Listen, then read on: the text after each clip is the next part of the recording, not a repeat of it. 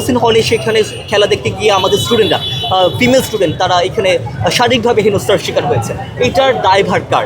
বিশ্ববিদ্যালয় প্রশাসনের যে ক্যাম্পাসে এখানে আপনার 6টি পয়েন্টে কিন্তু বিগ স্ক্রিন লাগিয়ে খেলা দেখানোর অনুমতি দিয়েছে বিশ্ববিদ্যালয় প্রশাসন, এবং বিশ্ববিদ্যালয় প্রশাসন আমাদের কাছে স্বীকার করেছে তাদের এই যে ডিসিশনটা বা এই অনুমতি দেওয়া এটা টোটাল একটা রং ডিসিশন ছিল।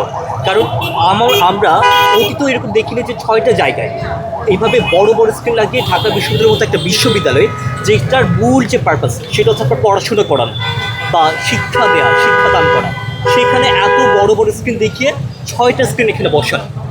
এখন এখানে বিভিন্ন ধরনের অনাকাঙ্ক্ষিত ঘটনা প্রতিনিয়ত ঘটছে। এই যে গতবার যে ইংল্যান্ড এবং আর্জেন্টিনার যে ম্যাচটা ছিল সেখানে আমরা দেখতে পেয়েছি যে একজন মোবাইল চোর তাকে ধরে যারা বাইরে থেকে যারা দর্শনার্থী এসেছিলেন, যারা দেখতে এসেছেন তারা তাকে গণপিটুনি দিয়েছে। এখন সামহাও যদি সেই যাকে শনাক্ত করা হয়েছিল অভিযুক্ত যিনি, তাকে যদি সেখানে মারধর করে যদি তৎক্ষণাৎ যদি সেখানে মেরে ফেলা হতো তাহলে সেক্ষেত্রে এটা ঢাকা বিশ্ববিদ্যালয়ের জন্য একটা কলঙ্ক বয়ে আনত। এটাতে আশা করি সেরকম খুব একটা বেশি আমাদের স্টুডেন্টরা ছিল না, কারণ আমাদের স্টুডেন্টরা টেস্টে কিন্তু সেরকমভাবে যায় না খেলা দেখতে, কারণ এখানে বেশিরভাগই কিন্তু বাইরে থেকে মানুষ আসে। আমাদের তাদের উপর কোনো ক্ষোভ নেই, কিন্তু বেসিক্যালি বিষয়টা হচ্ছে আমাদের নিরাপত্তার দিকে আমাদের নজর দিতে হবে। সেই টিএসসির পাশে দুটো মেয়েদের হল আছে, নারী শিক্ষার্থীদের হল। আমার নিজেরও কালকে আগামীকাল একটা এক্সাম আছে, এখন সেই এক্সামটার দিকে আমার নজর দিব নাকি এখন আমি ক্যাম্পাস সিকিউরিটিকে আমি নজর দিব, এটা একটা বিষয়। এখন আমাদের প্রতিদিন পরীক্ষা, ক্লাস পরীক্ষা, রাত 1টা 3টা বাজে খেলা, আপনার ভেপুবাসীর শব্দ আপনার হলের সামনে, মেয়েরা ঠিকমতো ঘুমাতে পারে না, স্টুডেন্ট ঠিকমতো ঘুমাতে পারে না। এই যে পরিবেশের যে একটা বিপর্যয়, এইটা তো একটা সংকট আমাদের বিশ্ববিদ্যালয়ের জন্য। দ্যাটস আমরা সিদ্ধান্ত নিয়েছি যে আমরা আজকের যে ফাইনাল ম্যাচ, এই ফাইনাল ম্যাচে যে আমরা কোনো সংকট যাতে তৈরি না হয় সেজন্য আমরা নিয়ন্ত্রণ করার চেষ্টা করছি।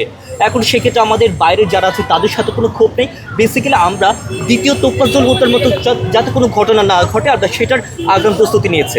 এবং এইখানে বলে রাখা ভালো যে আপনাদের যারা নিউজ মিডিয়া আপনারা যারা আছেন আপনাদের অনেকেই ইন্টারভিউ দিচ্ছে। এখন আমরা দেখতে পেয়েছি যে অনেক নারী দর্শক যারা এখানে খেলা দেখতে এসেছেন তারা অনেক বিব্রতকর অনেক মন্তব্য করছে, যে এরকম মন্তব্য করেছে যে আপনার নেইমারকে পেলে কী করবেন, খাটে নিয়ে যাব। এখন সেই যে নারী দর্শক যারা আসছেন তারা কিন্তু বাইরে থেকে আসা। এখন দেশবাসী তারা তো মনে করছে যে এরা আমাদের ঢাকা বিশ্ববিদ্যালয়েরই শিক্ষার্থী, নারী শিক্ষার্থী।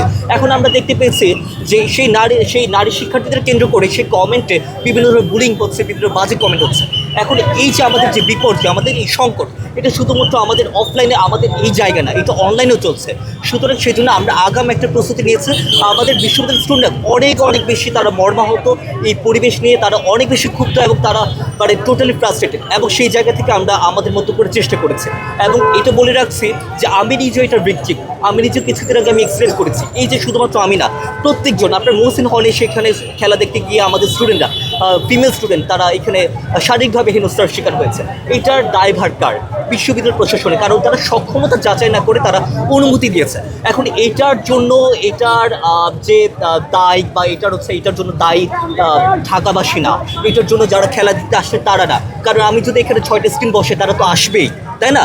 সো এখানে তাদেরও দায় নেই, এটার দায় মোটামুটি আমাদের বিশ্ববিদ্যালয় প্রশাসনের, যারা সক্ষমতা যাচাই না করে তারা অনুমতি দিয়েছে। আমরা সেই জন্য আমরা প্রতিবাদ জানিয়েছি এবং বিশ্ববিদ্যালয় প্রশাসনকে আমরা দাবি জানিয়েছি যাতে তারা এই ধরনের পদক্ষেপ আজকে নেয়, এবং সেই দাবির প্রেক্ষিতে আজকে এই পদক্ষেপটা নেওয়া হয়েছে। আচ্ছা, আজকে কারা কারা প্রবেশ করতে পারবে, মানে এর আগে যে বিজ্ঞপ্তিটা ছিল সেই